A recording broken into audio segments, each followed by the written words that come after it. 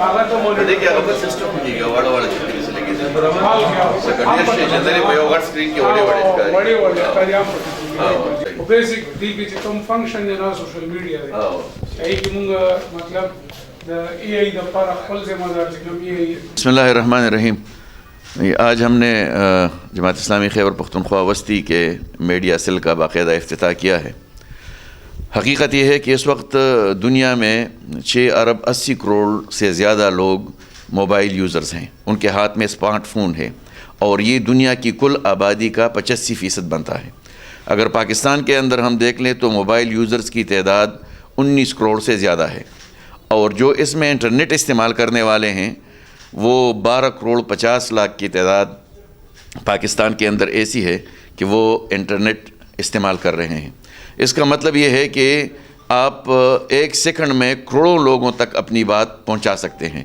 یعنی فیس بک کے اوپر ایک روز میں تقریباً 30 کروڑ پوسٹیں ایک دن میں ہو جاتی ہیں اور یوٹیوب پر 500 گھنٹے کی ویڈیو 1 منٹ میں اپلوڈ ہوتی ہے. یہ دنیا کے اندر اس سے آپ اندازہ لگا سکتے ہیں. ٹک ٹاک جو اس معاشرے کے اندر لوگ زیادہ اس کو پازیٹیو نہیں دیکھتے لیکن 1 ارب یعنی 1 بلین اس کے یوزرز ہیں پوری دنیا کے اندر, اس سے زیادہ ہے. تو دنیا کے اندر کمیونیکیشن میں جو اضافہ ہوا ہے, تیزی آئی ہے, یہ ایک محاذ ہے. تحریک میں اس وقت ضرورت ہے. میں خیبر پختونخوا وسطی کے میڈیا ٹیم کو مبارکباد دیتا ہوں کہ ایک اسٹیٹ آف دی آرٹ خوبصورت میڈیا سیل انہوں نے بنایا ہے جس میں پوڈ کاسٹ کی بھی سہولت ہے, جس میں مانیٹرنگ کی بھی سہولت ہے اور جس میں کمیونیکیشن کے حوالے سے اے آئی کے جو موجودہ تقاضے ہیں اس کو بھی پورا کرنے کی انشاءاللہ یہ سارے آپشنز اس میں موجود ہیں اور اس کو پورا کریں گے اس میڈیا سیل کے ذریعے. میں اس موقع پر دوسری بات یہ کرنا چاہتا ہوں کہ 21, 22, 23 نومبر کو جماعت اسلامی پاکستان کا اجتماع عام ہے. یہ اجتماع عام پورے ملک کے لیے اب ایک امید بن گئی ہے اور یہ امید ان معنوں میں کہ موجودہ فرسودہ نظام سے لوگ مایوس ہو گئے ہیں. موجودہ فرسودہ نظام نے لوگوں کو بدامنی, مہنگائی, بے روزگاری, لاقانونیت کے علاوہ کچھ نہیں دیا. اب اس فرسودہ نظام سے نجات کا وقت آ گیا ہے.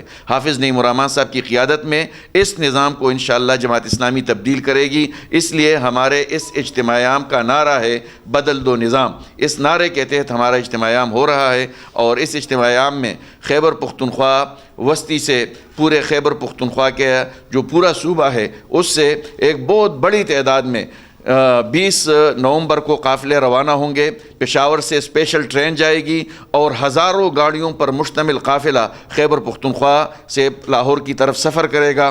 مجھے امید ہے کہ انشاءاللہ یہ اجتماع جو بدل دو نظام کے نعرے کے تحت ہو رہا ہے حافظ نعیم الرحمان صاحب کی قیادت میں پاکستان کے لیے اور پاکستان کے عوام کے لیے مایوسیوں کی بجائے اب امید کی کرن ہے. انشاءاللہ اسی اجتماع عام کے بعد ایک بھرپور تحریک ہوگی اور اس ملک کے اندر ہم اس تحریک کو اپنے منطقی انجام تک پہنچائیں گے. اس فرسودہ نظام کو ختم کریں گے اور اس کے مقابلے میں ایک اسلامی فلاحی ریاست کے قیام کے لیے کوشش کریں گے. پاکستان کو ایک ترقی یافتہ وطن بنائیں گے, تعلیم اور روزگار نوجوانوں کو دیں گے اور عوام کو صحت کی سہولت ہوگی اور اس ملک کو ایک پرامن وطن بنائیں گے انشاءاللہ. اس کے لیے اجتماع عام میں پورے صوبے کے عوام سے اپیل کرتا ہوں اور پورے ملک کے عوام سے کہ حافظ نعیم الرحمان صاحب کی کال پر لبیک کہتے ہوئے مینار پاکستان پہنچ جائیں. بہت رحیم ډیر مهرباني, ډیر شکریہ. دا زمون میډیا سیل چې کوم نوی جوړ شو د دې کریډټ ټول فرقان خلیل صاحب د ډایریکټر صاحب چې کوم د جماعت اسلامي صوبه خیبر پختونخوا وسطی هغه ته ځي. فرقان خلیل زموږ نوجوان دی, ښه تعلیم یافته دی او په دې میډیا باندې ماشاءالله ښه عبور لري او دا یو ښایسته میډیا سیل جوړ کو. امید دی چې دا به د جماعت دعوت هم عام کولو کې بھرپور کردار ادا کوي او د جماعت پالیسی به انشاءالله عوامو ته ځي, قوم ته به ځي.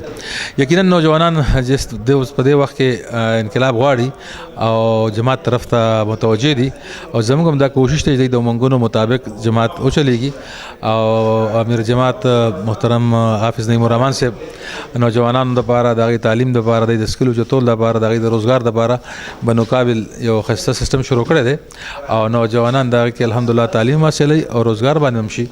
نو دې مطلب دا دی چې زمونږ انشاءالله فوکس هم دی او نوجوانان هم تبدیلي هم غواړي، عملي تبدیلي. مخکې هم نوجوانان تبدیلي راوسته خو عمل پې باندې څه ونه شو.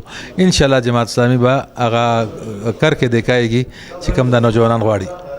د دې قیادت همیشه په خپل اصولو مطابق راځي او زموږ دستور مطابق د هغې سلیکشن کیږي او د صلاحیت مطابق را راځي. دې وخت ضرورت د دې خبرې و چې دلته د دې موجوده زمانې سره مناسبت سره او د دې تیزۍ سره تیز افراد د جماعت قیادت وکړي. نافذ نعیم الرحمن صاحب ماشاءالله انجینیر هم دی، حافظ هم دی، په هر څه باندې ښه عبور هم لري، هره مسله باندې ښه ویژن هم لري. نو د هغې په وجه باندې میر جماعت یو ډېر وسیع تر سیستم شروع کړی دی چې هر ځای نه د جماعت دعوت خورېدی شي، هغه طرف ته هغې توجه ده او په دې وجه باندې خلکو توجه جماعت اسلامي طرف ته راوګرځي. جماعت اسلامي نوجوانانو ته هر کله هم وایي د هغې تربیت هم کول غواړو، د هغې د ملک سره د قوم سره دین اسلام سره محبت کې اضافه هم کول غواړو او غواړو دا چې د قوم دا تقدیر بدل کړي، دا به نوجوان بدلی، دا نوجوان به انشاءالله دا نظام بدلی. او زموږ ناره خو د وخت اجتماعي هم زموږ روانه ده، بدل دو نظام. نو د بدل نو نظام ناره چې کوم د نوجوانانو ده، همیشه انقلابات نوجوانان راوستلي دي. انشاءالله د وطن کې اسلامي انقلاب را روان دی، اسلامي نظام را روان دی او د نوجوانانو په لاس به راځي انشاءالله. ډېر لوی آفت دی، ډېر لوی سازش دی نوجوان خلاف او نوجوان یو ځل په دې مرض کې مبتلا شي، یار دوست سره چېرته یو ځل په دې کې حصه واخلي، هغه بیا دویم ځل زړه کېږي، دریم ځل زړه کېږي. او ما نږدې نه دا کتلي دا خلک چې کوم دا خاص کر دا ډانس مانس ګولۍ خوري، نو هغه 24 غنټې نه 48 غنټې او 72 غنټو پورې هغوی په نشۍ او بره حال کې وي. نو دا خو زموږ خلاف سازش دی او دلته کې دا حکمرانان او دا انتظامیه هغې کې ملوث ده او چې دا نوجوانان بې رهروه کړي او نوجوانان له بل لار ورکړي.